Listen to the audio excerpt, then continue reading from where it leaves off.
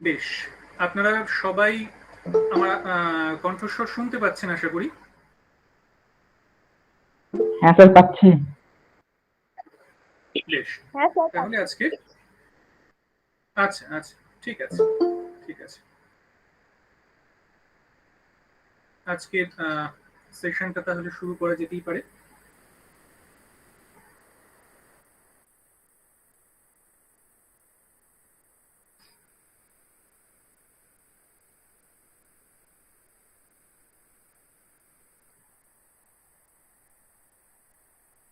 গতকাল যারা ক্লাসে ছিলেন তাদের মধ্যে কেউ আছেন আজকে?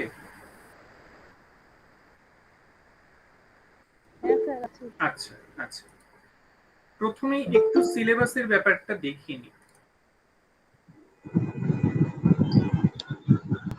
বাকিরা একটু মিউট করে রাখবেন, তাহলে সুবিধে হবে। দেখা যাচ্ছে যেটা ওপেন করলাম পেজটা? হ্যাঁ স্যার। বেশ, এই যে এইটা আমরা পেয়েছি এখনো পর্যন্ত, নিউ প্যাটার্ন SLST 2021, এই প্যাটার্নটা আমরা পেয়েছি। আজকে যেটা ডেমো ক্লাস দেওয়ার কথা সেটা হলো এই টাইপ 2 ল্যাঙ্গুয়েজ জেনারেল পেপার বা LGP, বেঙ্গলি প্লাস ইংলিশ। এই অংশটা আমরা পড়বো। গতকাল এটা পড়েছিলাম টেট, এই অংশটা প্রিলিমিনারি, যেটা MCQ এর পুরোটা হবে, সেখানেও গ্রামার থাকছে। আর এই ল্যাঙ্গুয়েজের যে পেপারটা সেখানে বাংলা ডেসক্রিপটিভ। এবার ডেসক্রিপটিভের কিন্তু এখানে সঠিকভাবে কোনো সিলেবাস না দিলেও আমাদের বলে দেওয়া হয়েছে ডেসক্রিপটিভে ঠিক কি আসবে। ডেসক্রিপটিভে আমাদের থাকছে, হ্যাঁ, বেঙ্গলি এন্ড ইংলিশ। বেঙ্গলিতে দেখুন, drafting report from points or materials supplied. আপনাদের হয় কোনো পয়েন্ট দিয়ে দেওয়া হবে, নয়তো কোনো একটি সারাংশ বা কোনো একটি অনুচ্ছেদ তুলে দিল, সেখান থেকে রিপোর্টটা করতে হবে, যেটাকে আমরা প্রতিবেদন বলে থাকি। দ্বিতীয়ত থাকছে প্যারাসামারি, সারাংশ বা সারসংক্ষেপ। এবং তৃতীয়ত থাকছে translation from English into Bengali, ইংরেজি থেকে বাংলা ট্রান্সলেশন। এই আমাদের ডেসক্রিপটিভে করতে হবে, প্রতিবেদন, সারাংশ লিখন এবং অনুবাদ। পরিষ্কার? হ্যাঁ স্যার। বোঝা গেল? এইটাই হচ্ছে ডেসক্রিপটিভ। কালকে যারা বলছিলেন যে ডেসক্রিপটিভে যারা পড়তে চেয়েছিলেন কালকে বা জানতে চেয়েছিলেন, এই হচ্ছে আমাদের সিলেবাস।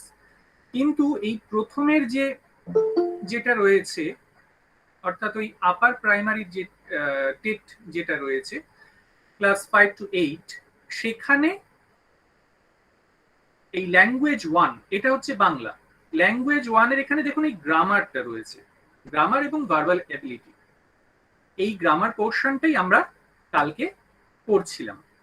এটার কোনো নির্দিষ্ট সিলেবাস এখনো পর্যন্ত নেই। 2019-এর একটা সিলেবাস চলছে, সেখানে ধ্বনি, বর্ণ ইত্যাদি ইত্যাদি, যেগুলো আমরা অল্প অল্প করে কালকে আমরা শেয়ার করেছি বা জানবার চেষ্টা করেছি, সেগুলোই রয়েছে। আজকে তাহলে আমরা সরাসরি চলে আসছি ডেসক্রিপটিভে। ডেসক্রিপটিভে আজকে এমনিতে একটু দেরি করে শুরু হলো, তো আমরা প্রথমেই যেটা করব, প্রতিবেদন নিয়ে একটু দেখব। আজকে প্রতিবেদনটার উপরই আমরা ফোকাস করার চেষ্টা করব। এখানে দেখুন প্রতিবেদনটা, লিখনটা SLST, টেট, PSC এবং আদার ওয়েস্ট বেঙ্গল গভর্নমেন্ট জব। মানে PSC তেও যে বিভিন্ন পরীক্ষাগুলো হয় পশ্চিমবঙ্গ সরকারের, সেখানেও বাংলার যে অংশটা থাকে যে পরীক্ষায়, সেখানে কিন্তু আমাদের এই প্রতিবেদনটা লেখার একটা অংশ থাকে, যেখানে আমাদের প্রতিবেদন লিখতে হয়। এটা WBCS পরীক্ষাও যারা দেবেন তারাও জানেন, সেখানেও লিখতে হচ্ছে, মিসলেনিয়াস পরীক্ষাতেও আছে। তো প্রতিবেদন কি, এটা প্রতিবেদন হিসেবে হয়তো আপনারা অনেকে আজকে শুনছেন প্রথম, বা অনেকে শুনেওছেন। এটা আর কিচ্ছু না, আমরা দৈনন্দিন যে খবরের কাগজ যেটা আমরা পড়ি, পেপার পড়ি, ওই পেপারে যে অংশগুলো আমরা পড়ে থাকি, যাকে বলা হয় খবর কি বেরিয়েছে, আজকে কি খবরে পেপারে কি দিয়েছে, ওই যেটাকে আমরা বলি কি দিয়েছে, ওগুলোই হচ্ছে এক একটি প্রতিবেদন। প্রতিবেদন কথার অর্থ কি? আবিধানিক অর্থ হলো হয় বিজ্ঞাপন, নয়তো বিজ্ঞাপন পত্র, অথবা রিপোর্ট। এখানে পেন ইউজ করা যাবে? বাহ, বেশ, রিপোর্ট, বাহ, এটা আমি জানতাম না। রিপোর্ট, তো প্রতিবেদনের অর্থ হচ্ছে রিপোর্ট, ঠিক আছে, এটা আবিধানিক অর্থ। আপনাদের সুবিধার জন্য আমি 4টে অভিধান থেকে এখানে ক্লিপ করে দিয়েছি। প্রথম যে অভিধানটা দেখছেন এটা, এটা হলো সংসদ অভিধান। সংসদে কি রয়েছে? বিবরণী বা রিপোর্ট, বোঝা গেল? দ্বিতীয়ত যেটা কালকে একজন বলছিলেন চলন্তিকার কথা, এটা হলো চলন্তিকা। চলন্তিকা তো একই দিয়েছে, বিবরণী বা রিপোর্ট। তৃতীয়ত হলো এই যে এটা হলো জ্ঞানেন্দ্রমোহন দাস, এটাও সংসদ অভিধান। এখানে যে প্রতিবেদন, প্রতিবেদন কথার অর্থ বিবরণী বা রিপোর্ট। এবং চতুর্থত, কেউ কিছু বলছেন? চতুর্থত হলো এটি দেবের যে ডিকশনারি, দেব সাহিত্য কুটিরের নিজস্ব যে ডিকশনারি, সেখানেও রয়েছে রিপোর্ট, এই যে রিপোর্ট। সুতরাং এই 4টে অভিধান অনুসারেও যদি আমরা ধরি, তাহলেও প্রতিবেদন কথাটার একটা সর্বজনগ্রাহ্য যে বিষয়টি আমরা পাচ্ছি সেটা হলো রিপোর্ট, যেটা আমাদের সিলেবাসে দেওয়া রয়েছে। রিপোর্টকেই বাংলা, মানে বাংলায় রিপোর্টের অর্থই আমরা প্রতিবেদন হিসেবে এখানে ধরব। এবার দেখা যাক প্রতিবেদনে ভাষাগত বৈশিষ্ট্য, এটা আমাদের লিখতে হবে, প্রতিবেদনটা আমাদের লিখতে হবে। নির্দিষ্ট শব্দ সংখ্যার মধ্যে আমাদের প্রতিবেদন লিখতে হবে। প্রতিবেদন লেখার জন্য যে যে বিষয়গুলো আমাদের মাথায় রাখতে হবে, তার মধ্যে প্রথম হলো সহজ সরল বাক্য প্রয়োগ। আপনাদের মধ্যে যাদের পেপার পড়ার অভ্যেস রয়েছে তারা তো জানেনই, যাদের নেই তাদেরকে আমি অনুরোধ করব যে আপনারা সকলেই পেপারটা অন্তত পড়ুন, যে কোনো একটা পেপার পড়ুন, পুরোনো পেপারও পড়তে পারেন। আমি পেপার পড়ার জন্য আমি এটা বলছি না, ভাষাটাকে শেখার জন্য ওরা কিভাবে ব্যক্ত করছে। এবং পেপার বলতে আনন্দবাজারটা পড়ুন, এবং এই সময়, আনন্দবাজার এবং এই সময় যে দুটোর সার্কুলেশন সবচেয়ে বেশি, সেই দুটোকে ফলো করার চেষ্টা করুন। তাহলে যে বিষয়গুলো আমি আজকে বলছি, আলোচনা করছি, সেগুলো অনেকটাই বুঝতে পারবেন। মানে প্রতিবেদন পড়বার সময় বা পেপার পড়বার সময় লক্ষ্য করবেন ভাষাটা কি দিচ্ছে, কোন ধরনের ভাষা প্রয়োগ করছে। প্রথমেই যে পয়েন্টটা রয়েছে সেটা হলো ভাষা হবে সহজ সরল। ভাষা সবসময় সহজ সরল হবে, ভাষার মধ্যে কোনো জটিলতা থাকবে না। একদম মুখের কথায় আমাদের প্রতিবেদন লিখতে হবে, যে ভাষায় আমরা বলছি কথা সেই ভাষাতেই লিখতে হবে প্রতিবেদন। দ্বিতীয় পয়েন্ট কি? অব্যয় এবং যুক্তাক্ষর যথাসম্ভব পরিহার করতে হবে। যুক্তাক্ষর যতটা পারা যায় পরিহার করব, এবং অব্যয়গুলোকে এবং ও, যদিও, ও, তবে তবুও, এই সব ধরনের যে সমস্ত শব্দগুলো আছে এগুলোকে আমরা, বা পদ যেগুলো রয়েছে এগুলোকে কিন্তু আমরা বর্জন করব। যতটা সম্ভব হয় সরল বাক্যে আমরা প্রতিবেদন লেখার চেষ্টা করব, এবং সেইভাবেই লিখতে হবে। সকলের 3 নম্বর হলো সকলের পরিচিত শব্দ গ্রহণ। সকলের পরিচিত শব্দ গ্রহণ, সকলের পরিচিত শব্দ গ্রহণ মানে যে ভাষার সঙ্গে আমরা দৈনন্দিন জীবনে পরিচিত, যে ভাষাগুলোর সঙ্গে, যে বাক্য গঠনের সঙ্গে আমরা দৈনন্দিন জীবনের সঙ্গে পরিচিত, অর্থাৎ আমরা রোজকার জীবনে যে ভাষাগুলো শুনি, যে কথা বলবার সময় যে ভাষার ব্যবহার করি, সেই ভাষাই কিন্তু আমাদের রিপোর্ট লেখার সময় ব্যবহার করতে হবে। তাহলে 3টে পয়েন্ট, প্রথম 3টে পয়েন্ট কি?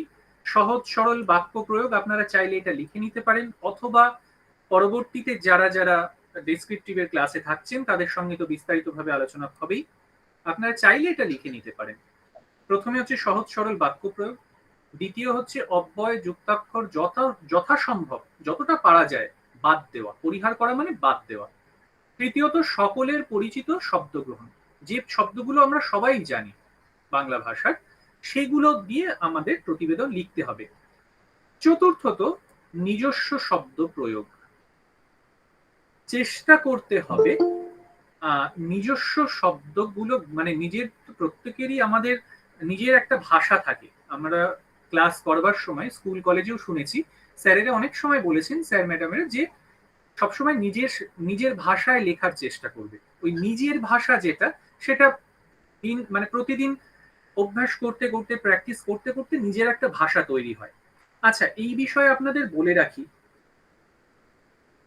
হয়তো প্রশ্ন এমসিকিউতেই বেশিরভাগ পরীক্ষার প্রশ্ন আসছে, বা অনেক পরীক্ষা মেইন পরীক্ষাগুলো লিখতেও হয়। আপনারা কিন্তু বাড়িতে লেখা প্র্যাকটিস করবেন। বাংলা, যারা বাংলা সাবজেক্ট থেকে এসেছেন বা যারা বাংলা থেকে আসেননি, দুজনকেই বলছি, উভয় পক্ষকেই বলছি, আপনারা কিন্তু লেখা প্র্যাকটিস করবেন। কারণ লেখা যদি প্র্যাকটিস না করেন, এবং বিশেষ করে ছোট ছোট শব্দ মানে অনুচ্ছেদের মধ্যে দেখা গেল 300 শব্দের মধ্যে 200 শব্দের মধ্যে এরকম করে কিন্তু লেখাগুলো প্র্যাকটিস করবেন। নয়তো মনে হচ্ছে খুব সহজেই যে ঠিক আছে আমরা এখন করে গেলাম, পরীক্ষার হলে গিয়ে করে ফেলবো 200 শব্দের মধ্যে, করা খুব সমস্যা। কারণ শুধুমাত্র আপনাকে প্রতিবেদন লিখতে হবে না, তার আগে একটা বড়সড় একটা মানসিক চাপের মধ্যে দিয়ে আপনাদের যেতে হবে। নিজস্ব সাবজেক্ট রয়েছে, এর আগেও অনেক কিছু প্রশ্ন উত্তর করতে হবে, তারপরে গিয়ে প্রতিবেদনটা লিখতে হচ্ছে। সুতরাং এটা যদি বাড়িতে অভ্যাস না করা হয়, তাহলে কিন্তু পরীক্ষার হলে গিয়ে সমস্যার সম্মুখীন হতে হবে। তাই আজকের থেকেই চেষ্টা করুন, যতটা সময় আপনারা পড়াশুনো করবেন, কমপক্ষে 1 ঘন্টা যেন লেখা প্র্যাকটিস থাকে। এটা করবেন, লেখাটা যেন প্র্যাকটিস থাকেই। নিজস্ব শব্দ প্রয়োগ, তারপর হলো ছোট ছোট বাক্য। আমরা সবসময় প্রতিবেদন লেখার সময় সবসময় ছোট ছোট বাক্য কিন্তু প্রয়োগ করব, বড় বাক্য প্রয়োগ করব না, ছোট ছোট বাক্য প্রয়োগ করব। 6 নম্বর, উদ্দেশ্য নির্ভর লেখা।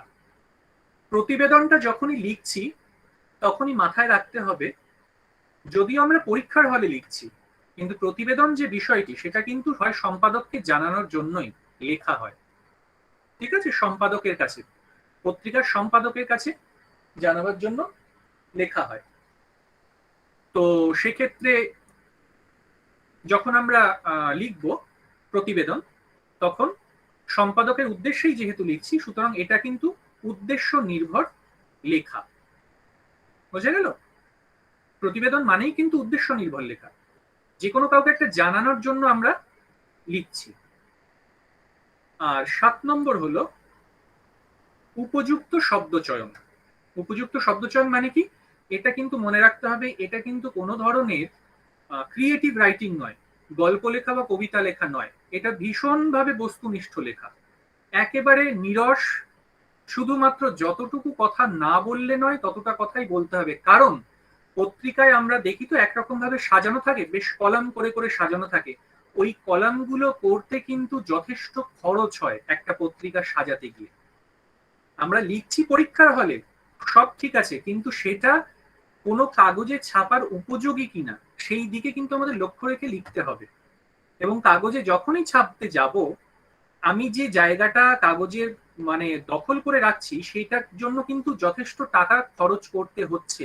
এই কারণে প্রতিবেদন লেখার সময় এই যে উপরের যে কথাগুলো বললাম এগুলোকে মাথায় রাখা হয়।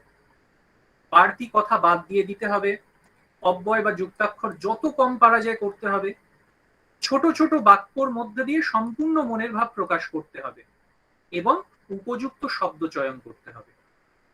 এই হলো প্রতিবেদনের ভাষাগত বৈশিষ্ট্য। এতদূর পর্যন্ত কারোর কোনো বুঝতে অসুবিধা হচ্ছে?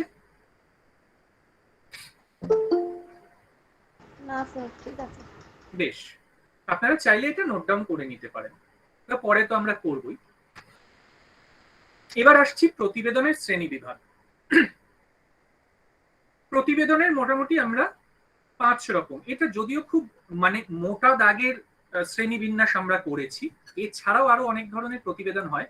আমাদের পরীক্ষার ক্ষেত্রেই 5 রকম মিলেই যথেষ্ট। ঠিক আছে, এর বেশি আমাদের করতে হবে না, পরীক্ষার দৃষ্টিভঙ্গি থেকে আমরা 5 রকমই করে নিতে পারবো।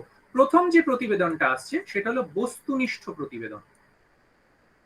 এটা পরে পরে স্লাইড গুলোতে রয়েছে। প্রথম প্রতিবেদন বস্তুনিষ্ঠ, পরবর্তী প্রতিবেদন হচ্ছে বিশ্লেষণমূলক, তারপর তদন্তমূলক, তারপর মানবিক আবেদনমূলক, এবং সবশেষে বিবৃতিমূলক প্রতিবেদন।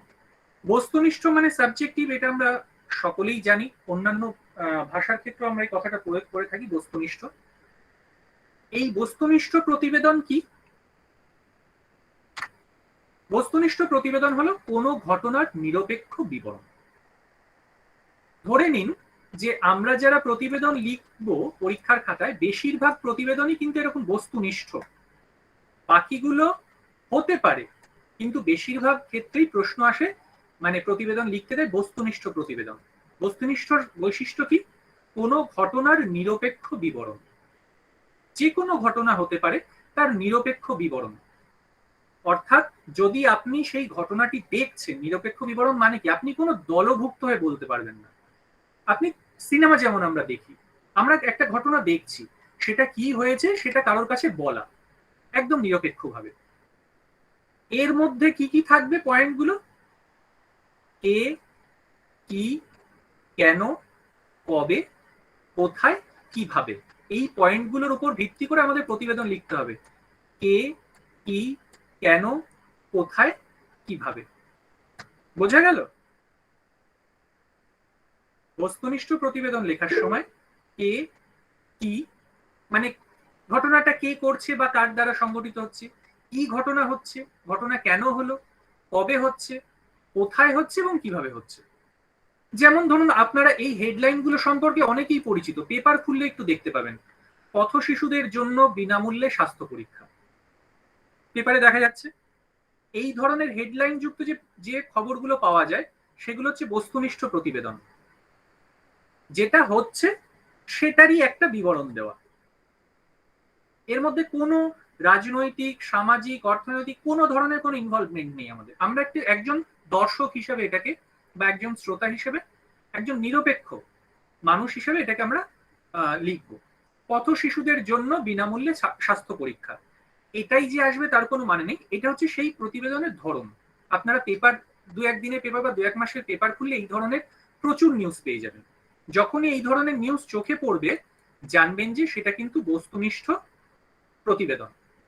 তারপর যেমন ধরুন আমফানের তাণ্ডবে নাজেহাল পশ্চিমবঙ্গ, মৃত ৮২। খুব কমন খবর, আমফানের তাণ্ডবে নাজেহাল পশ্চিমবঙ্গ, মৃত ৮২। স্বচ্ছ ভারত অভিযান, কি হচ্ছে, কোথায় হচ্ছে, কেন হবে, একদম নিরপেক্ষভাবে সেটার একটা উদাহরণ দেওয়া। আমি পরে উদাহরণগুলো দেখাবো আপনাদের।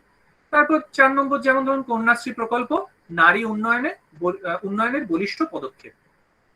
একদম কন্যাশ্রী প্রকল্প কি, কবে থেকে শুরু হলো, কে কে চালু করলো, কতজন এর ফলে লাভবান হয়েছে, কোথায় কোথায় প্রকল্প চালু হচ্ছে, কিভাবে করতে হবে, এই হলো পুরো বিবরণ। এইভাবে আমরা বস্তুনিষ্ঠ প্রতিবেদন লিখব। বস্তুনিষ্ঠ প্রতিবেদন, আবার বলছি যারা পরবর্তীকালে যারা জয়েন করছেন, প্রতিবেদন মানেই হচ্ছে রিপোর্ট। খবরের কাগজে আমরা যেগুলো পড়ি, যাকে আমরা খবর বলি, সেটাই হচ্ছে প্রতিবেদন। এই প্রতিবেদনের মধ্যে একটা ভাগ হচ্ছে বস্তুনিষ্ঠ প্রতিবেদন। বস্তুনিষ্ঠ প্রতিবেদন কি হতে পারে সেটা যেমন ধরুন কয়েকটা উদাহরণ দিচ্ছি, যেমন পথ শিশুদের জন্য বিনামূল্যে স্বাস্থ্য পরীক্ষা, আমফানের তাণ্ডব, কন্যাশ্রী প্রকল্প ইত্যাদি ইত্যাদি। এর পরবর্তী বিশ্লেষণমূলক প্রতিবেদন।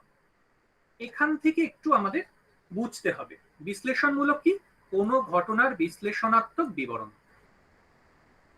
এই যে এতক্ষণ যেটা আমরা করলাম সেটা কিন্তু আমি দেখছি রাস্তা দিয়ে লোক যাচ্ছে, 3টে সাইকেল আছে, 2টো লরি আছে, একটা রিক্সা আছে। এটা এসে আমি বাড়িতে বললাম যে জানো এরকম রাস্তায় দেখে আসলাম, 2টো সাইকেল আছে বা 2টো লরি আছে, একটা রিক্সা আছে, যা যা আমি দেখেছি তাই এসে বললাম, হয়ে গেল, আমার কাজ শেষ। কিন্তু বিশ্লেষণমূলক প্রতিবেদনটা একটু অন্যরকম। এর মধ্যে যেটাকে আমরা বলি খবরের অ্যানালিসিস করা, সেটা কিন্তু থাকবে বিশ্লেষণমূলক প্রতিবেদন। যেমন রাজ্য জুড়ে ভ্যাকসিন বিভ্রান্তি, এই ধরনের বহু হেডিং আমরা দেখেছি, গত 6 মাস ধরে আমরা দেখে আসছি, প্রত্যেকটা পেপারেই প্রায় থাকে রাজ্য জুড়ে ভ্যাকসিন বিভ্রান্তি। এটাকে যখন আমরা প্রতিবেদন হিসেবে লিখতে যাচ্ছি, প্রথম ভ্যাকসিন বিভ্রান্তিটা কোথায় হচ্ছে এটা আমরা পরবর্তীকালে বলবো, লেখার কিছু পর্যায় আছে। এখন শুধু জেনে রাখুন যে বিশ্লেষণমূলক প্রতিবেদনটা কিভাবে হচ্ছে। যখনই আমরা এই ধরনের কোন একটা প্রতিবেদন লিখবো প্রতিবেদন, তখন কিন্তু এই নিউজটাকে আমাদের, এই হেডলাইনটাকে কিন্তু আমাদের বিশ্লেষণ করতে হবে। কেন এই বিভ্রান্তি ঘটছে, কোথায়, কিভাবে বিভ্রান্তির উৎসটা কোথায়, কোন জায়গা থেকে ভ্যাকসিন আসছে, এসে কোথায় যাচ্ছে, কত পরিমাণে যাচ্ছে, আর মানুষের কাছে কত পরিমাণ পৌঁছাচ্ছে, এটা কেন হচ্ছে না। যদি বিভ্রান্তি হয়েই থাকে তাহলে সেটার কারণটা কি, অন্যান্য রাজ্যের সঙ্গে এই রাজ্যে এই দিক থেকে, বিভ্রান্তির দিক থেকে কোথায় সাদৃশ্য আছে, কোথায় বৈসাদৃশ্য আছে, এতগুলো বিশ্লেষণ থাকবে সেই প্রতিবেদনের মধ্যে। তাকে বলা হচ্ছে বিশ্লেষণমূলক প্রতিবেদন। যেমন ধরুন এই নিউজটা আমরা বহুবার দেখেছি, টিভিতে দেখেছি বা পড়েছি। শিক্ষক নিয়োগে অস্বচ্ছতার অভিযোগে সরব পরীক্ষার্থী, বহুভাবে দেখেছি। এবার শিক্ষক নিয়োগ কবে থেকে শুরু হচ্ছে, তার জন্য আদালত কি কি রায় দিয়েছে, কয় দফায় পরীক্ষা হয়েছে, তারপরে কে কে এই নিয়ে কেস করেছে বা করেনি, কি কি ধরনের অস্বচ্ছতা দেখা যাচ্ছে, কেন হচ্ছে, এই নিয়ে সরকার পক্ষ কি বলছে, বিরোধী পক্ষ কি বলছে, এই সমস্ত কিছু এর মধ্যে থাকবে। এটা বলছি বলে, আপনাদের বোঝানোর জন্য বলছি বলে, এটা হয়তো একটু কঠিন মনে হতে পারে বা হয়তো একটু জটিল মনে হতে পারে, আদতে কিছুই না। যখন আমরা প্রতিবেদন লেখা শিখে যাব, জাস্ট ফর্মুলার মতো a plus B whole square, আর কিচ্ছু না। a প্লাস বি হোল স্কোয়ারটা আপনাদের শিখিয়ে দিলে আপনারা জানবেন a square plus 2ab plus B square, আর কিচ্ছু না, ব্যাস হয়ে গেল। শুধু এটা উদাহরণগুলো দিচ্ছি। লকডাউন নিয়ে নতুন সিদ্ধান্ত রাজ্যের, এইটা যখন আমরা বলছি, তার মানে রাজ্য এর আগে কি সিদ্ধান্ত নিয়েছে, দেশের অন্যান্য রাজ্যের সঙ্গে এই রাজ্যের সিদ্ধান্তের কি মিল রয়েছে, অমিল রয়েছে, এই নিয়ে সরকার পক্ষের মতামত কি, বিরোধী পক্ষের মতামত কি, এই নিয়ে নিরপেক্ষ মতামত, জনতা এই নিয়ে কি বলছে, সাধারণ মানুষ এই নিয়ে কি বলছে, এই সমস্তটা থাকবে এই প্রতিবেদনের মধ্যে। এটা দেখুন, ভোট পরবর্তী হিংসা নিয়ে রিপোর্ট তলব কেন্দ্রের। এবিপি আনন্দ বা যে কোনো নিউজ চ্যানেল খুললেই এই ধরনের খবর ইলেকশনের পর থেকে আমাদের কানে আসছে, মানে পেপারেও দেখা যাচ্ছে। এই ধরনের রিপোর্টগুলো পড়ে দেখবেন। আমি তো এখন শুধু বলছি, আপনারা এই ধরনের রিপোর্টগুলো একটু পড়ে দেখবেন। 2-1 মাস বা 2-3 মাসের খবরের পাতা একটু ঘাটলেই বেরিয়ে যাবে। যদি কারোর বাড়িতে পেপার জমানো থাকে বা কেউ যদি মোবাইল ইউজ করেন, মোবাইলেও পাওয়া যায় ভার্সনগুলো, পুরোনো পেপারের ভার্সন। তো সেখানেও পড়ে দেখতে পারবেন যে এইটা খুব কমন খবর, ভোট পরবর্তী হিংসা নিয়ে রিপোর্ট তলব কেন্দ্রের। এটা যদি আমাকে প্রতিবেদন লিখতে হয়, তাহলে কি কি লিখতে হবে? ভোট পরবর্তী হিংসা, কিভাবে, কি ধরনের হিংসা হয়েছে, সেই হিংসায় কতজন হতাহত হয়েছে। এবার হতাহত হয়ে গেল, এটা হয়ে গেল ভোট পরবর্তী হিংসার একটা প্রাথমিক সূচনা, একটা একটা ভূমিকা। এরপর পুরো দল ধরে ধরে কোন দলের, কোন রাজনৈতিক দলের কেউ আহত বা নিহত হয়েছে কিনা, সাধারণ মানুষ কেউ আহত নিহত হয়েছে কিনা, কেন এই ধরনের, রাজ্যের কোন কোন জেলাগুলোতে এই ধরনের হিংসা বেশি দেখা যাচ্ছে, কোন জেলায় পার্সেন্টেজ সবচেয়ে বেশি, এই নিয়ে পুলিশ প্রশাসনের ভূমিকা কি, এই নিয়ে সরকারের ভূমিকা কি, সরকার কি বলছে, বিরোধী পক্ষ কি বলছে, সাধারণ জনতা কি বলছে, এতগুলো অ্যানালিসিস থাকবে, বিশ্লেষণ থাকবে। তবে গিয়ে বিশ্লেষণমূলক প্রতিবেদন তৈরি হবে। এটা গেল বিশ্লেষণমূলক। এবার আসছি তদন্তমূলক প্রতিবেদন। এটাও খুব ইন্টারেস্টিং। এটা হচ্ছে তদন্তমূলক, মানে দীর্ঘদিন ধরে আপনারা যারা ওই নারদা কাণ্ড বলে বিভিন্ন একটা কথা খবরের চ্যানেলে ঘুরে বেড়ায়, নারদা কাণ্ড, ওটা অ্যাকচুয়ালি একটা স্টিং অপারেশন। খুব গোপনে মাইক্রো ক্যামেরা লাগিয়ে এবং মাইক্রোফোনের দ্বারা বিভিন্ন ধরনের মানে তদন্তমূলক খবর সংগ্রহ করা এবং সেটাকে হঠাৎ একদিন সবার সামনে পাবলিক ডোমেইনে নিয়ে আসা, তাকে বলা হচ্ছে তদন্তমূলক প্রতিবেদন। দীর্ঘ তদন্তের পর প্রকাশ্যে আসা সংবাদ। এই যে নারী পাচার চক্র, পেপার খুললে কোনো না কোনো সংবাদ এই জাতীয় থাকেই। নারী পাচার চক্র, এটা দীর্ঘদিন ধরে যারা এই ধরনের সাংবাদিক হন, তদন্তমূলক প্রতিবেদক যারা হন, তারা কিন্তু গোপনে গোয়েন্দাদের মতো তারা এই বিষয়ে অনেক দিন ধরে রিসার্চ করছে। করতে করতে একদিন যখন রিসার্চ কমপ্লিট হয়ে গেল, সমস্ত প্রমাণ হাতে চলে আসলো, তখন সেটাকে পেপারে পাবলিশ করে দিল। নারী পাচার চক্র, মাদক চক্র, জাল নোটের কারবার, ভুয়ো আধিকারিক। আজকেও একজন ধরা পড়েছে ভুয়ো আধিকারিক, আপনারা যদি খবর শুনে থাকেন দেখবেন হয়তো কালকে পেপারেই বেরিয়ে গেছে, আপনারা একটুখানি পেপারটা লক্ষ্য করবেন। এই ভুয়ো ডাক্তার, ভুয়ো প্রফেসর, ভুয়ো টিকাকরণ কেন্দ্র, এই নিয়ে তো প্রচুর নিউজ হয়েছে। ওই নিউজগুলো একটু দেখবেন, দেখলে বুঝতে পারবেন যে তদন্তমূলক প্রতিবেদন কি হতে পারে। একটা খারাপ কাজ, অসামাজিক কাজ চলছে, সেই কাজটাকে নিয়ে, সেই অসামাজিক যে কাজটা চলছে সেটাকে নিয়ে কোনো না কোনো সাংবাদিক যারা এই ধরনের প্রতিবেদন লেখেন, তারা রিসার্চ করছেন। রিসার্চ বলতে কি একদম গোয়েন্দাদের মতো, তারা নিজের পরিচয় গোপন করে এটা নিয়ে কোথা থেকে যাচ্ছে, কে যাচ্ছে, এর পিছনে কে কে আছে, সমস্ত কিছু লক্ষ্য করছেন। সবার শেষে সেটাকে খবরের কাগজে প্রকাশ করছেন। এবার খবরের কাগজে দেওয়ার মানেটা কি, কারণ কি? ওই যে বলেছিলাম আমরা যে প্রতিবেদন লেখা হবে উদ্দেশ্যমূলক। এর উদ্দেশ্য হচ্ছে সরকারকে সচেতন করা, সাধারণ নাগরিককে সচেতন করা এবং প্রশাসনকে সচেতন করে দেওয়া। এই কারণে তদন্তমূলক প্রতিবেদন করা হয়ে থাকে। এরপর আসছে মানবিক আবেদনমূলক প্রতিবেদন। মানবিক আবেদনটা কি জিনিস? মানবিক আবেদনের মধ্যে যেমন ধরুন একদম সোজাসুজি বিষয়, চক্ষুদান শিবির হচ্ছে কোথাও, ঠিক আছে, রক্তদান শিবির হচ্ছে, এই বিষয়ে রিপোর্টিং। সাক্ষরতার উদ্যোগ কাদের জন্য নেওয়া হচ্ছে, দেখা গেল পথ শিশু, তাদের জন্য সান্ধ্য স্কুল বা নাইট স্কুল খোলা হলো পথ শিশুদের জন্য। সম্প্রীতিমূলক অনুষ্ঠান, হ্যাঁ, সম্প্রীতিমূলক অনুষ্ঠান মানে বিভিন্ন সাম্প্রদায়িক সম্প্রীতি, হিন্দু, মুসলমান, শিখ, বৌদ্ধ, জৈন সবাই একসঙ্গে মিলে একটা সাংস্কৃতিক অনুষ্ঠান করছে, একটা মিলন মেলাত করছে, ঠিক আছে, যেখানে সব ধর্মের মানুষেরা থাকবে, সব ধর্মের সংস্কৃতিগুলো সেখানে দেখানো যাবে। এই রকম যদি কোনো অনুষ্ঠান হয়, সেটার যে প্রতিবেদন, সেটার যে রিপোর্ট খবরের কাগজে বেরোয়, তাকে বলা হয় মানবিক আবেদনমূলক প্রতিবেদন। এর ঠিক পরে আসছে বিবৃতিমূলক। বিবৃতিমূলক প্রতিবেদনটা কি? বিবৃতিমূলক প্রতিবেদন হলো মেলার বিবরণ, যেমন দেখা গেল জয়দেবের মেলা হতে পারে, পৌষ মেলা হতে পারে, বা ওই যে আহারে বাহারে বিভিন্ন যে মেলা হয়, সরকারি উদ্যোগে যে মেলাগুলো হয় তার বিবরণ হতে পারে, গান মেলা হয় কলকাতাতে হয় সেটার বিবরণ হতে পারে, মেলার বিবরণ, জন্মোৎসব, রবীন্দ্র জন্ম জয়ন্তী, নজরুল জন্ম জয়ন্তী, জীবনানন্দ জন্ম জয়ন্তী, বিবেক জন্ম জয়ন্তী, নেতাজি জন্ম জয়ন্তী, এরকম হতে পারে। সেটা যদি কোথাও পালিত হয় সেই অনুযায়ী সেই সংক্রান্ত যে নিউজ, সেটা হবে বিবৃতিমূলক। তারপর স্মৃতির উদ্দেশ্যে আয়োজিত উৎসব, বিভিন্ন গণ্যমান্য ব্যক্তির স্মৃতির উদ্দেশ্যে যদি ফুটবল ম্যাচের আয়োজন করা হচ্ছে বা কোনো ধরনের ক্রীড়া প্রতিযোগিতার আয়োজন করা হচ্ছে, তখন সেই প্রতিবেদন, সেটার যে রিপোর্টিং আমরা করি, সেটা হচ্ছে বিবৃতিমূলক প্রতিবেদন। এই মোটামুটি রয়েছে প্রতিবেদনের সংজ্ঞা এবং প্রতিবেদনগুলো যা কিছু রয়েছে। আচ্ছা, এর মধ্যে কারোর কোনো প্রশ্ন আছে, কিছু বুঝতে অসুবিধা হলো যেগুলো বললাম?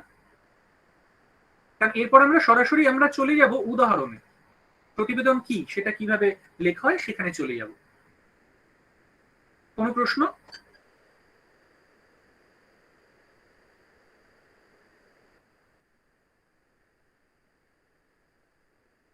আচ্ছা, ধরে নিলাম যে কোনো প্রশ্ন নেই। বেশ, এবার দেখে নেওয়া যাক প্রতিবেদনটা কাকে বলবো আমরা। আজকের পেপার থেকে এটা নেওয়া হয়েছে। দেখুন, এটা দেখতে পাচ্ছেন, দেখা যাচ্ছে? হ্যাঁ স্যার। বেশ, হেডিংটা দেখুন, এটা কিভাবে লিখতে হয় এটা আমরা পরে প্রতিবেদনের যখন আমরা ক্লাস করব তখন আমরা জানবো। আচ্ছা, এই লেখার মধ্যে আমরা হেডিং থেকে শুরু করছি, লেখার মধ্যে কোনো বৈশিষ্ট্য বোঝা যাচ্ছে, কোনো বিশেষত্ব, অন্যান্য লেখার সঙ্গে এই লেখার কোনো পার্থক্য বোঝা যাচ্ছে?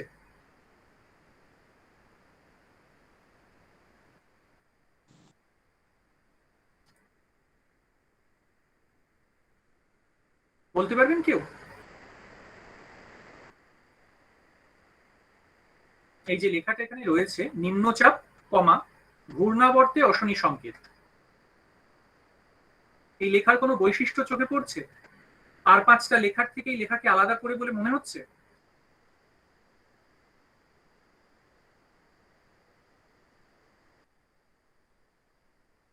ঠিক আছে, দেখুন, নিম্নচাপ, কমা, ঘূর্ণাবর্তে অশনি সংকেত, এইটুকুনি কথার মধ্য দিয়েই কিন্তু একটা বিপদ, মানে বিপদের একটা আশঙ্কা এখানে জাহির করা হয়েছে, এখানে প্রকাশিত হয়েছে বিপদের একটা আশঙ্কা। প্রথমে নিম্নচাপ, এই যে নিউজটা এখানে লেখা হয়েছে, নিম্নচাপ কথাটা প্রথমে কেন দিল? কারণ হচ্ছে বেশ কিছুদিন ধরে, বিগত কয়েক মাস ধরে কিন্তু আমরা এই নিম্নচাপের সম্মুখীন হয়ে চলেছি। এই নিম্নচাপের সম্মুখীন হওয়ার ফলে এই নিম্নচাপ কথাটা লিখলেই প্রকাশ পাচ্ছে যে কি অবস্থা দাঁড়াতে পারে। বিশেষ করে এখনো কলকাতা বা হাওড়ার যে যে জায়গায় জল জমে রয়েছে তারা তো জানি। নিম্নচাপ, এইটুকুনি কথার মাধ্যমে কিন্তু সবটা জাহির হয়ে গেল, সবটা বলা হয়ে গেল, যেটা আমরা বলেছিলাম ছোট ছোট বাক্য প্রয়োগ করতে হবে, ছোট ছোট কথার মধ্যে দিয়ে প্রকাশ করতে হবে। প্রতিবেদনের হেডিংটা এমন হবে যেটা খুব ক্যাচি হয়, ওই হেডিংটা দেখেই লোকে যেন খবরটা পড়বার জন্য যেন আগ্রহী হয়ে ওঠে। তাহলে প্রথমেই দেখা গেল নিম্নচাপ, নিম্নচাপের সঙ্গে কি থাকছে? ঘূর্ণাবর্তে অশনি সংকেত। ওই যে আপনারা যদি আবহাওয়া দপ্তরের যে ছবিটা রয়েছে যেখানে নিম্নচাপ তৈরি হয়, সেই ছবিটা কেউ দেখেছেন? আবহাওয়া দপ্তর থেকে যখন ছবিটা দেখানো হয়, ভিডিওটা যে দেখানো হয়, দেখেছেন কেউ? প্রায় সময় টিভিতে দেখায়।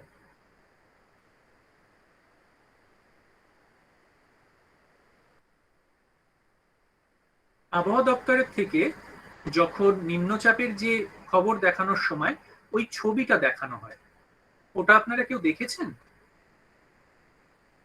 স্যার দেখিনি। বেশ, ওটা ইন্টারনেটেও দেখে নিতে পারবেন। ওটা দেখবেন মানে ঘুরছে একটা জায়গায় এসে, বিশেষ করে উপকূলবর্তী এলাকা, সমুদ্রের তীরবর্তী যেসব এলাকা আছে সেইখানে তো নিম্নচাপটা তৈরি হয়, সেখানে দেখবেন ঘুরছে একটা কিছু, অনেকটা জায়গা নিয়ে ঘুরছে, হাওয়া একটা ঘুরছে, এই জায়গাটাতেই নিম্নচাপ তৈরি হয়। এটাকে বলা হচ্ছে ঘূর্ণাবর্ত।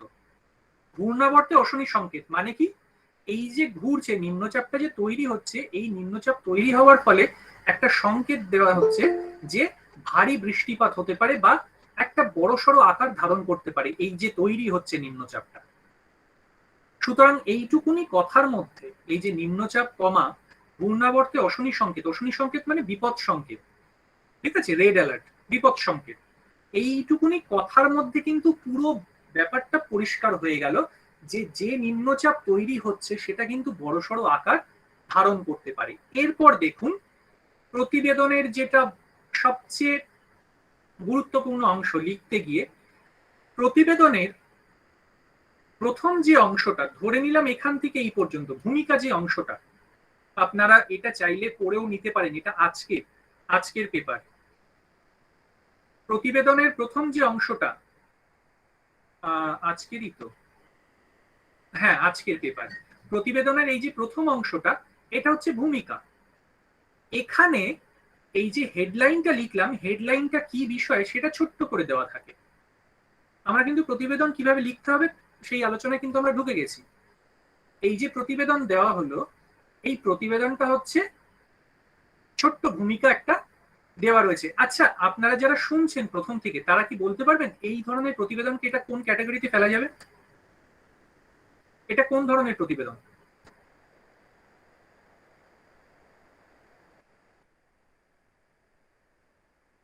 যারা শুনলেন প্রথম থেকে, যারা শুনছেন তারা কি বলতে পারবেন এটা কোন ধরনের প্রতিবেদন?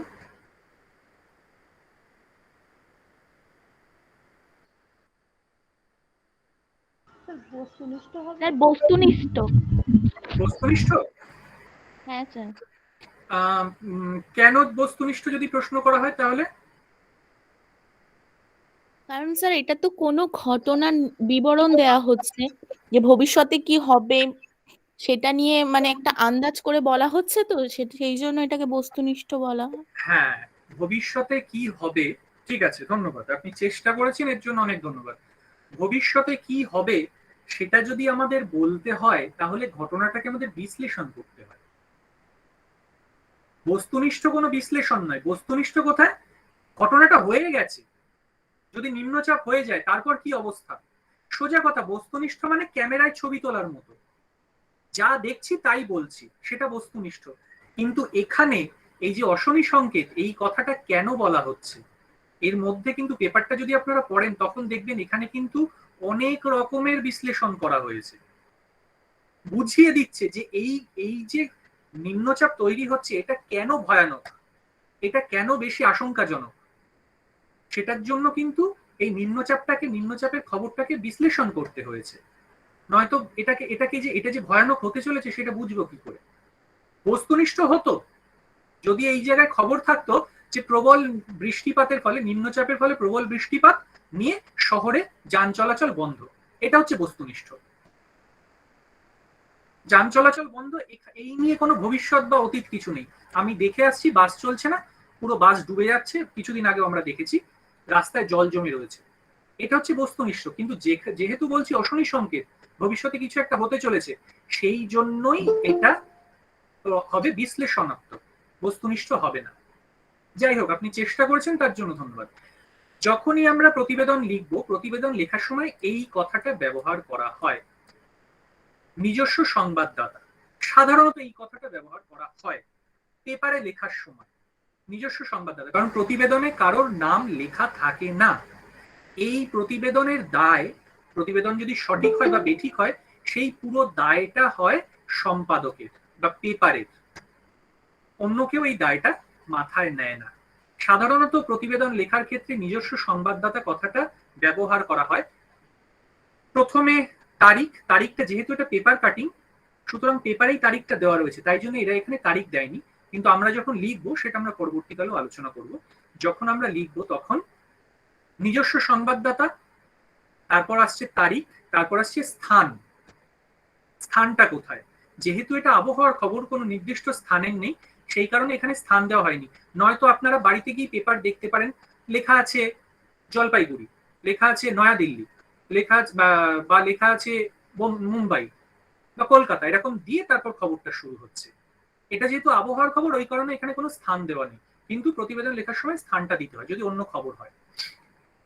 এইখানে দেখবেন প্রথমে যে ভূমিকা, এই যে আমি এই যে লাল দাগ দিয়ে যে মার্ক করেছি, এই ভূমিকাটা কিন্তু পুরোটা এর একটা সারাংশ। এই হেডিং এর একটা সারাংশ হচ্ছে এই ভূমিকা। সুতরাং আমরা প্রতিবেদনের যে টাইটেলটা দেব, সূচনাতেই কিন্তু সেই টাইটেলটাকে আমরা বলে ফেলবো যে টাইটেলটা কি সংক্রান্ত হয়ে গেল। তারপরেই আসবে সূত্র। যে প্রতিবেদনটা আমরা লিখছি, সূত্রটা কোথায় পেলাম? এটা পরীক্ষার খাতায় যদিও এটা লেখা যেতে পারে বিশ্বস্ত সূত্র, গোপন সূত্র বা সূত্র অনুযায়ী। 3 ধরনের কথা আমরা ব্যবহার করতে পারি: বিশ্বস্ত সূত্র, গোপন সূত্র বা সূত্র অনুযায়ী। এটা যদি কোনো ধরনের দুর্ঘটনা হয় তাহলে পুলিশ সূত্রে জানা যায়, এইভাবেও বলা যেতে পারে। দ্বিতীয়তে, সূচনার ঠিক পরেই থাকবে সূত্রের উল্লেখ, কোথা থেকে খবরটা পাওয়া গেছে। এখানে দেখুন লেখা আছে আলিপুর আবহাওয়া দপ্তর জানাচ্ছে, এটা হচ্ছে সংবাদের সূত্র, কে জানাচ্ছে। এইটা চললো পুরোটা, এতদূর পর্যন্ত জানালো, সূত্রতে কি জানা যাচ্ছে এই পর্যন্ত চললো। তাহলে প্রথমে হচ্ছে সূচনা, তারপর সূত্র, তারপর এই যে আবহাওয়াবিদরা জানান, এইবার ঘটনার বিশ্লেষণ হচ্ছে, একদম ঘটনার বিশ্লেষণ হচ্ছে। খুব ছোট্ট করে দেখুন, এখানে পড়ছি আমি, আপনারা যারা দেখতেও পাচ্ছেন। আবহাওয়াবিদদের একাংশের মতে বর্ষার মৌসুমে সাধারণত ঘূর্ণিঝড় তৈরি হতে পারে না। এই দেখুন বিশ্লেষণ শুরু হয়ে গেল। তবে ইদানিং প্রকৃতির মতিগতিতে এমনই খামখেয়াল দেখা যাচ্ছে যে অস্বাভাবিক অনেক কিছুই ঘটতে পারে। এই অবস্থায় নিম্নচাপের ভবিষ্যৎ বুঝতে টানা নজরদারি চালিয়ে যাচ্ছে আবহাওয়া দপ্তর। দেখুন আপনারা লক্ষ্য করুন, আমি যে বললাম কিছুক্ষণ আগে একটা বিশ্লেষণ, এখানে কিন্তু বিশ্লেষণটা করছে। প্রথমে সূত্র, প্রথমে এই এই হেডিংটা হচ্ছে, হেডিং এর পর ঠিক চলে আসলো হেডিং এর পর সূচনা। সূচনা মানেই হেডিং এ যা বলা হয়েছে তার একটা সারাংশ, ছোট্ট সারাংশ। তারপরেই সূত্র, সূত্রতে বলা হবে কি জানা গেছে, হেডিংটা কোথা থেকে আসছে, কে বলছে। তারপরে আসবে কি বলছে, এখানে কি বলা হচ্ছে। বলা হচ্ছে এবার পুরো বিশ্লেষণটা চলছে। বিশ্লেষণ চলে গিয়ে এইবার দেখুন এখানে অনেক কিছু ভারী ভারী কথা আছে। এই যে সোমবার পূর্ব ও পশ্চিম মেদিনীপুর এবং দক্ষিণ 24 পরগনার 2-1 জায়গায় ভারী বৃষ্টির আশঙ্কা আছে, ইত্যাদি ইত্যাদি ইত্যাদি। এইখানে কিন্তু যে মেইন খবর, প্রতিবেদনের যে মাঝের যে অংশটা, আসল যে খবর, সেটা কিন্তু এর মধ্যে হয়ে যাচ্ছে। আর এই যে শেষের যে অংশটা, এটা কিন্তু আস্তে আস্তে ছোট হয়ে আসছে প্রতিবেদন সারাংশ, মানে এটা হচ্ছে উপসংহারের মতো, এটা উপসংহারের মতো হয়ে গেছে এই অংশটা। এখানে কি বলছে না, উপকূল রক্ষী বাহিনী এদিন জানায় আবহাওয়া দপ্তরের পূর্বাভাস পাওয়ার পর থেকে তারা তৎপর হয়েছে। যা বিচার বিশ্লেষণ হয়ে গেল। এইবার শেষে কোন ধরনের বাহিনী কি করছে, সরকারের পক্ষ থেকে কি নেওয়া হবে, এবং কি এই যে মৎস্যজীবীদের যেতে বারণ করে দেওয়া হয়েছে, তারপরে এই যে 1554 নম্বরে যোগাযোগ করতে বলা হয়েছে, এই হচ্ছে প্রতিবেদন হয়ে গেল। সুতরাং প্রতিবেদনকে আমরা যদি একটা আকৃতিতে নিয়ে আসি, এটা আমরা পরবর্তীকালে আলোচনা করব। প্রতিবেদনকে যদি আমরা একটা আকৃতি হিসেবে ধরি, তাহলে কিন্তু অনেকটা এরকম আকৃতি দাঁড়াচ্ছে, এরকম আকৃতি দাঁড়াচ্ছে। এটাকে যদি আমরা 3টে ভাগ করি, ঠিক আছে, এটাকে দিলাম আমরা 1 নম্বর, এটা 2, এটা 3। আপনারা কেউ বলতে পারবেন এই 1 নম্বরে কি থাকছে? এটা যদি হ্যাঁ, সূচনা, সারাংশ। Very good. তারপর 2তে সূত্র, সূত্র, সূত্র সমেত যা কিছু আছে। এই যে প্রথম যে সূচনা, এটা মোটামুটি হেডিং সহ সূচনা, হেডিং এবং সূচনা এটাতে চলে আসছে। তারপর থাকছে সূত্র এবং বিশ্লেষণ, মাঝের অংশটা। আর 3 নম্বরে উপসংহার, যেটা যেটা একদম হ্যাঁ, খবর সবকিছু বলা হয়ে গেছে, খবরের শেষে মন্ত্রী জানিয়েছে, মাননীয় মুখ্যমন্ত্রী জানিয়েছেন এই এই করতে হবে, তার সঙ্গে প্রশাসন, পুলিশ প্রশাসন এই জানিয়েছেন, ব্যাস একদম শেষের দিকে। মানে হেড টেল আর কি, প্রথম দিক থেকে আস্তে আস্তে চওড়া হয়ে আসছে, আস্তে আস্তে একদম শেষের দিকে। এই যে আপনাদের প্যাটার্নটা দেখাচ্ছি, এটা কিন্তু আমার মন গড়া প্যাটার্ন না। খবরের সংবাদ কাগজে, সংবাদপত্রে যে খবর লেখা হয়, এই যে ছাপানো হয়, তার প্যাটার্ন কিন্তু এইটাই। এই প্যাটার্নেই খবর লেখা হয়। আপনারা একটু এবার থেকে যখন সংবাদপত্র পড়বেন, এই প্যাটার্নটাকে লক্ষ্য করবেন। এই প্যাটার্নেই কিন্তু লেখা হচ্ছে। প্রথমে হেডিং, সারাংশ, তারপর আস্তে আস্তে বডিটা হচ্ছে, তারপর আস্তে আস্তে শেষ হয়ে যাচ্ছে, উপসংহার হচ্ছে। এই হচ্ছে প্রতিবেদন। প্রতিবেদন বলতে আমরা এই বুঝি, এবং এগুলোকেই আমাদের পরীক্ষায় লিখতে হবে। প্রতিবেদন যেহেতু এটা সীমিত শব্দ সংখ্যার মধ্যে লিখতে হবে, দেখা গেল 200 শব্দের মধ্যে লিখতে হতে পারে, বা 150 শব্দের মধ্যে, বা 100 শব্দের মধ্যে। সেটা আপনাদের কাছে যারা সংগ্রহ করেছেন আগের যে কোয়েশ্চেন পেপার, বা এখান থেকেও হয়তো প্রোভাইড করা হবে, নিশ্চয়ই করা হবে, ক্লাসে সেটা প্রোভাইড করে দেওয়া হবে। সেখানে কিন্তু আমরা দেখব যে কত নির্দিষ্ট কিছু শব্দ সংখ্যা রয়েছে, এবং ওই শব্দ সংখ্যাটা যাতে ওই সীমিত সময়ের মধ্যে আমরা কমপ্লিট করতে পারি, তার জন্য আমাদের একটি বিশেষ কাজ করতে হবে। সেই কাজটি কি? লেখা প্র্যাকটিস করতে হবে। লেখা প্র্যাকটিস করতে হবে। এবং আর একটা কাজ করতে পারেন, প্রতিবেদনের ভাষাটা আরো আপনাদের কাছে পরিচিত হয়ে যাবে। দেখবেন যে তখন কিছু বিশেষ ভাষা, একটা পেপার, ধরুন আনন্দবাজার পেপার, আনন্দবাজার পেপার যদি আপনি সোম থেকে রবি পর্যন্ত পড়েন, থরলি পড়েন আনন্দবাজার পেপার সোম থেকে রবি পর্যন্ত, তাহলে বুঝতে পারবেন ওরা কোন ধরনের ভাষা প্রয়োগ করে। একটা পেপার 1 সপ্তাহ যদি টানা পড়া যায়, প্রত্যেকটা পৃষ্ঠা, মানে অ্যাডভার্টাইজ থেকে শুরু করে সব, তাহলে বুঝতে পারবেন ওরা কোন ধরনের ভাষা ব্যবহার করছে। এবং দেখবেন যে বেশ কিছু শব্দবন্ধ মানে কি? যেমন ধরুন আমি সূত্রের ক্ষেত্রে বললাম, কোনো অ্যাক্সিডেন্ট হচ্ছে, সেখানে বললাম পুলিশ সূত্রে জানা গিয়েছে গতকাল রাত্রে এই ঘটনার পেছনে কোনো বড় ধরনের ষড়যন্ত্র রয়েছে। এটা একটা আমি মন থেকেই বললাম, কাল্পনিক। কিন্তু পেপারে দেখবেন এমন বেশ কিছু শব্দবন্ধ পাবেন যেগুলো ঘুরিয়ে ফিরিয়ে আসছে। অর্থাৎ কোথাও যদি বাস দুর্ঘটনা ঘটে, এবং সেটা যদি 7খানা, সপ্তাহে যদি 7টা নিউজ যদি হয় বাস দুর্ঘটনার, তাহলে সেই বাস দুর্ঘটনা লিখতে গিয়ে দেখবেন কিছু কিছু খুব কমন শব্দ বা বাক্য প্রয়োগ করা হচ্ছে। ওটাকে আপনারা নোট ডাউন করে নিন। বোঝা গেল যে দুর্ঘটনাজাত কোনো খবর লিখতে হলে এই শব্দবন্ধটা, এই ধরনের একটা শব্দবন্ধ প্রয়োগ করা যেতে পারে। ওটাকে নোট ডাউন করে নিন। মানে যদি এটা করতে পারলে তো খুবই ভালো হয়। প্রতিবেদন লেখাটা তাহলে কোনো জটিলতাই থাকবে না। যে কোনো টপিক, প্রতিবেদনের উপর সাধারণত কোনো টপিক হয় না, কিন্তু একটা উপায় করা যেতে পারে। খুব কারেন্ট অ্যাফেয়ার্স যেগুলো রয়েছে সেগুলো নিয়ে প্রতিবেদন সাধারণত আসে। আমরা গত 2-2.5 বছর ধরে দেখে যাচ্ছি খুব কারেন্ট অ্যাফেয়ার্স এর মধ্যে কি কি পড়ছে টপিকের মধ্যে। প্রথমে তো করোনা রয়েছে, করোনার সঙ্গে লকডাউন আছে, লকডাউনের সঙ্গে জীবিকা আছে, জীবিকার সঙ্গে শিক্ষা আছে, তারপর তার কিছুক্ষণ পরেই আসছে ভ্যাকসিন, ভ্যাকসিনের সঙ্গে ভ্যাকসিন বিভ্রান্তি, ভ্যাকসিন পাচ্ছে না। এটা একটা করোনা নিয়ে গেল। করোনায় এবার করোনার সংক্রান্ত, করোনার সঙ্গে সঙ্গে কি কি আসছে? আর্থিক পরিস্থিতি, যানবাহন চলাচল, জিনিসপত্রের দাম বেড়ে যাচ্ছে, তারপর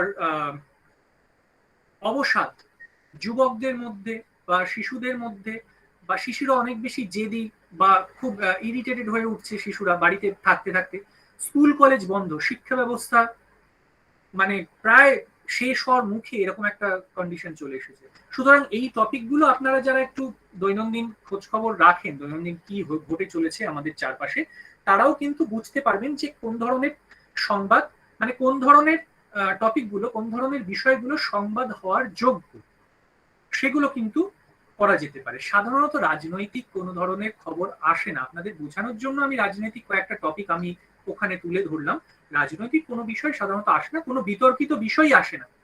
আর একটা কথা, সংবাদ যখনই লিখবেন, প্রতিবেদন যখনই লিখবেন, দেখা গেল রাস্তার নিকাশি ব্যবস্থা ভালো নয় বলে জল জমেছে, সেই নিয়ে আপনি অমুক কোন একটা পেপার, সেই পেপারের যে রয়েছেন, সম্পাদক রয়েছেন, তার দৃষ্টি আকর্ষণ করে একটি প্রতিবেদন লিখুন। রাস্তায় জল জমেছে, কেন জমছে, কতদিন ধরে জমছে, এবং এর জন্য আপনি কি কি পদক্ষেপ নিয়েছেন, একদম সোজা হিসাব এর মধ্যে কিন্তু সেরে ফেলতে হবে। এর মধ্যেই প্রতিবেদন শেষ।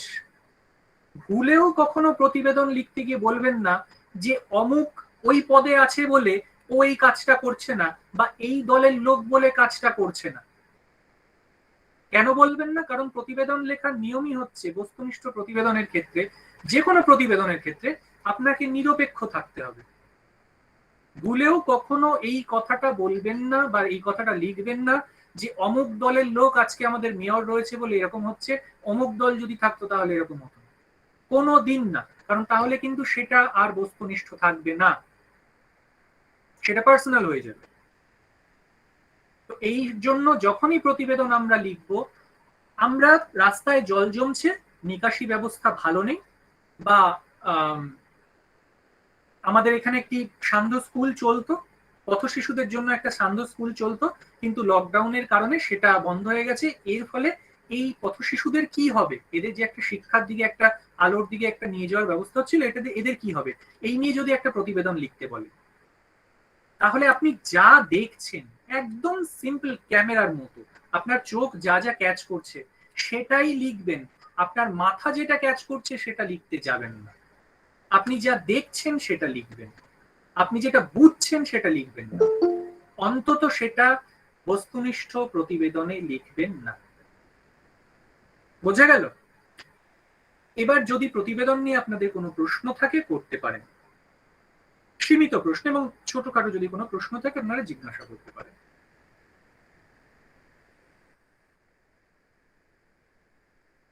অনেকে পরেও এসেছেন দেখছি, অনেক দেরি করেও এসেছেন, তারা কতদূর কি শুনলেন সেটা তো বোঝা যাচ্ছে না। এনিওয়ে, যারা শুনছেন বা শুনেছেন প্রথম থেকে, তারা যদি তাদের যদি কোনো প্রশ্ন থাকে তাহলে করতে পারেন।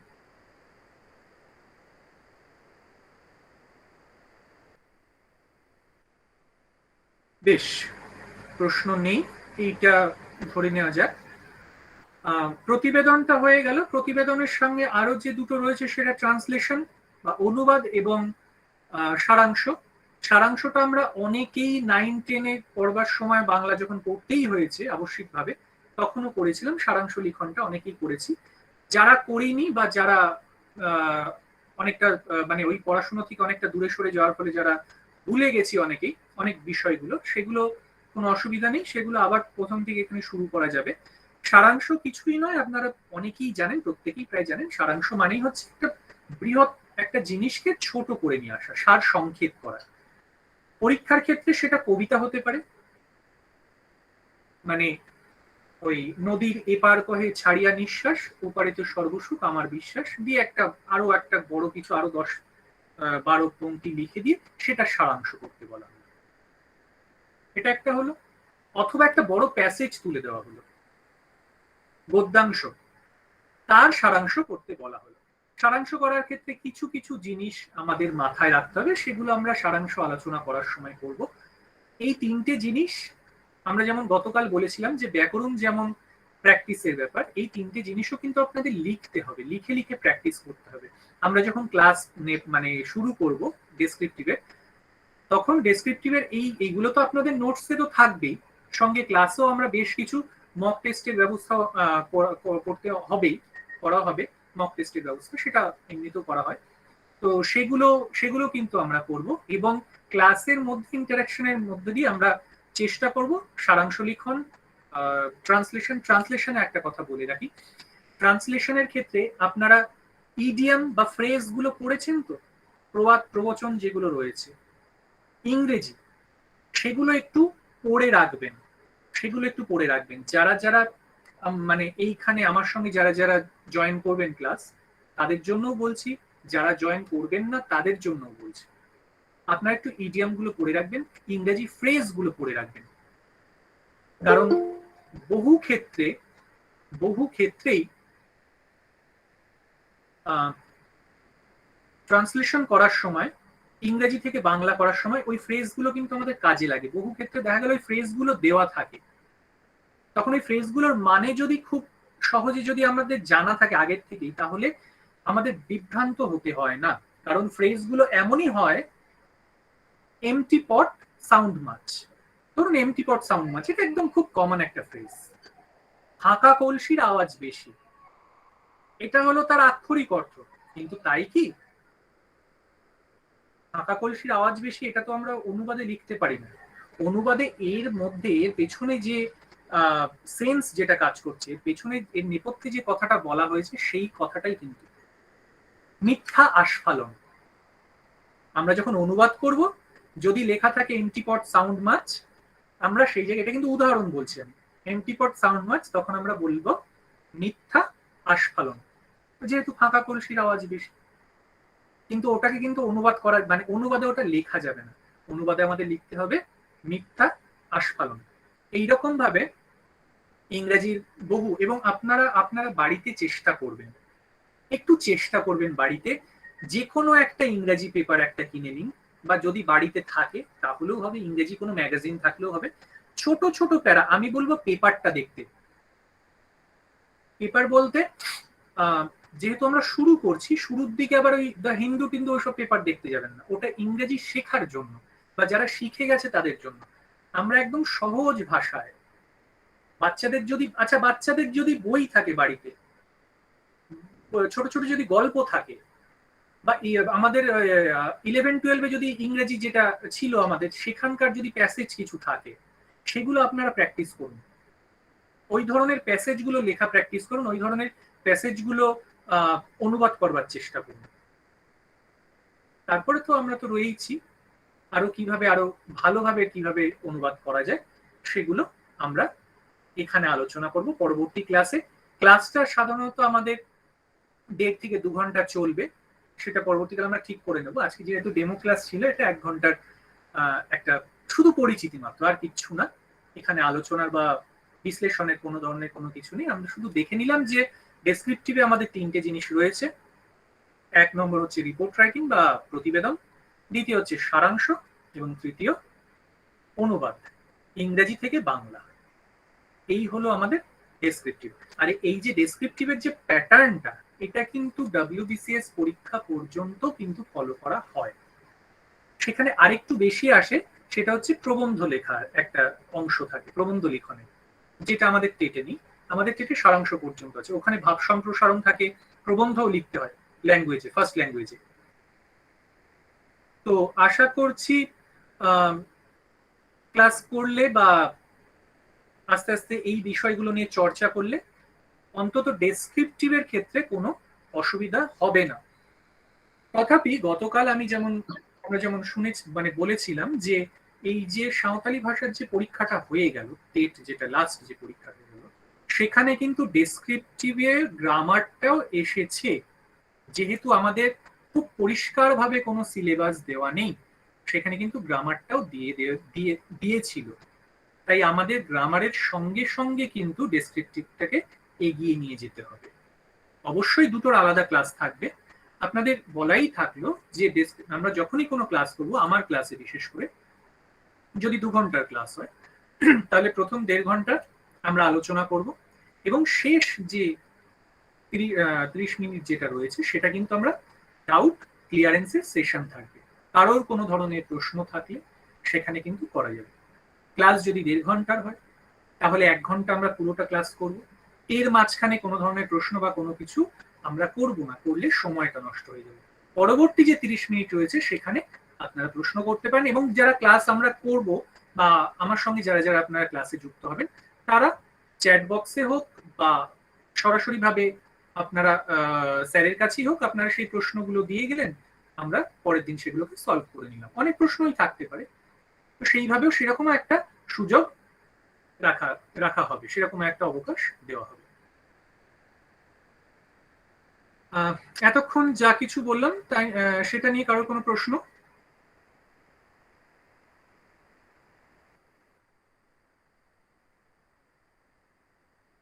কোনো প্রশ্ন থাকলে করতে পারেন।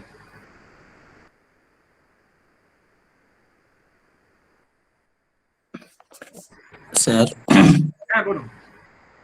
বলছিলাম যে আপনি শুধু বেঙ্গলি করাবেন আলাদা গ্রুপে?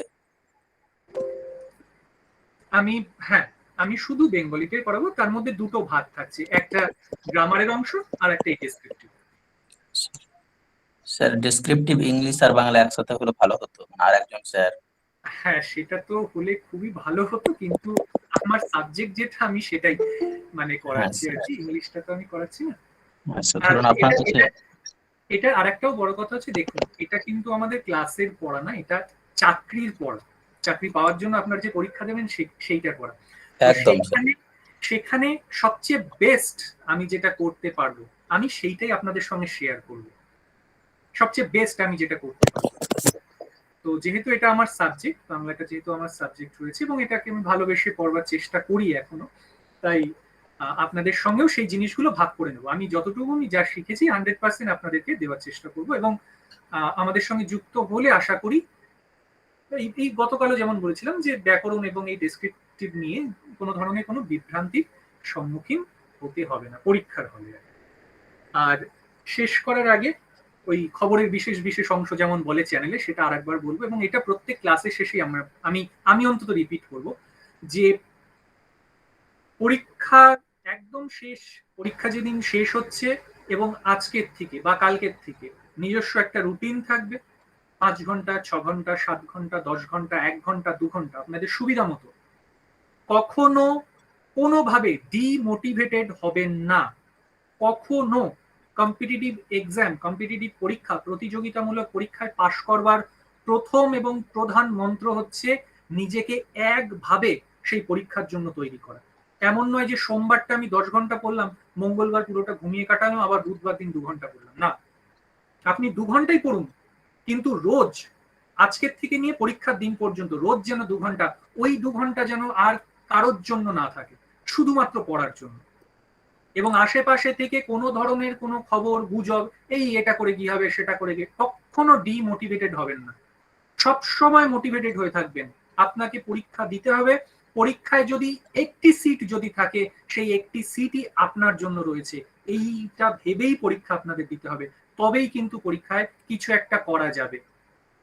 পরীক্ষায় অনেক হ্যাঁ স্যার। কম্পিটিটর আছে, সেটা প্রশ্ন নয়। একটা যদি সিট থাকে, সেই একটা সিট যেন আপনারই হয়, এইটা ভেবেই আপনাদের পরীক্ষা দিতে হবে। এবং এটা শুধু টেটের জন্য নয়, যে কোনো ধরনের পরীক্ষা, যে কোনো ধরনের পরীক্ষার ক্ষেত্রে এই মোটিভেশনটা রাখতে হবে। হ্যাঁ বলুন। স্যার, ইংলিশ এরকম আপনার মতো ইংলিশ স্যারের খোঁজ পাওয়া যাবে স্যার? মানে আপনার কাছে বাংলাটা হয়ে যাবে, হ্যাঁ, কিন্তু ডিসক্রিপটিভ ইংলিশ পড়তে চাই, ওটা মানে ওটা একসাথে। স্যারের সঙ্গে কথা বলবেন। স্যার তো নিশ্চয়ই স্যার, কোনো না কোনো ব্যবস্থা করেছেন। হ্যাঁ তো স্যার, তাহলে স্যার আপনি শুধু বেঙ্গলি করাবেন আলাদা গ্রুপে, তাই তো? হ্যাঁ হ্যাঁ হ্যাঁ, আমি বেঙ্গলিটা করবো। আজকে আজকে তো আমাদের এটা ডেমো ক্লাস ছিল যে আমি কি হ্যাঁ স্যার। পড়াতে চলেছি এবং সেখানে কি কি আছে। গতকাল হ্যাঁ স্যার। গতকাল কি আপনি ছিলেন? না স্যার, ছিলাম না। হ্যাঁ, গতকাল আপনি ছিলেন না। গতকাল আমাদের গ্রামারটা কিছুটা আমরা আলোচনা করেছি, বলা যেতে পারে আমরা আড্ডা দিয়েছি। একটা গ্রামার, বাংলা গ্রামার নিয়ে আমার একটা আড্ডা হয়েছে। এবং আজকে যেটা হলো সেটা আমাদের ডেসক্রিপটিভ নিয়ে, যে কি আছে এবং আমি কি পড়াবো, ব্যাস এইটুকু নিয়ে। এরপরে স্যার, যখন আমরা ক্লাস করব তখন আমরা আরো ডিটেলসে যাব। স্যার আপনি আলাদা গ্রুপ করবেন, তাই তো? ওটা স্যার করে দেবেন, আমি সেই গ্রুপে আমরা থাকবো, ওটা স্যারই স্যার, করে দেবেন। হ্যাঁ স্যার, মান্থলি ফি, মানে ফিটা মানে আপনার জন্য, মানে আমি শুধু আমি বেঙ্গলি। আমি এটা আমি শুধু ডেমো ক্লাসের জন্য এসেছি, বাকি পুরোটা আপনি শান্তনু স্যারের স্যারের সঙ্গে। সাথে কন্ট্যাক্ট করো। শান্তনু ওকে স্যারের সাথে কন্ট্যাক্ট করো। ওকে ওটা স্যার, পুরোটা ওকে। স্যার। ঠিক আছে। Okay sir, thank you. আচ্ছা, স্যার কি রয়েছেন আমাদের সঙ্গে? মানে আমরা কি লিভ করতে পারি তাহলে? মনে হয় স্যার নেই, বা আমি তো বুঝতে পারছি না। স্যার কি আছেন? না, স্যার নেই। তো ঠিক আছে, আপনাদের আশা করছি কোনো প্রশ্ন নেই। আহ, তাহলে আমরা লিভ করতে পারি।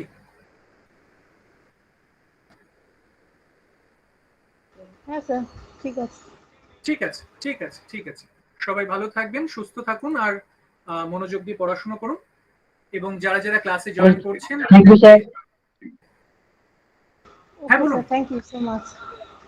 আচ্ছা আচ্ছা, আপনাদের সকলকে ধন্যবাদ। আপনারা আপনারা এসেছেন, আপনাদের মূল্যবান সময় থেকে সময় বের করে, তার জন্য সকলকে ধন্যবাদ।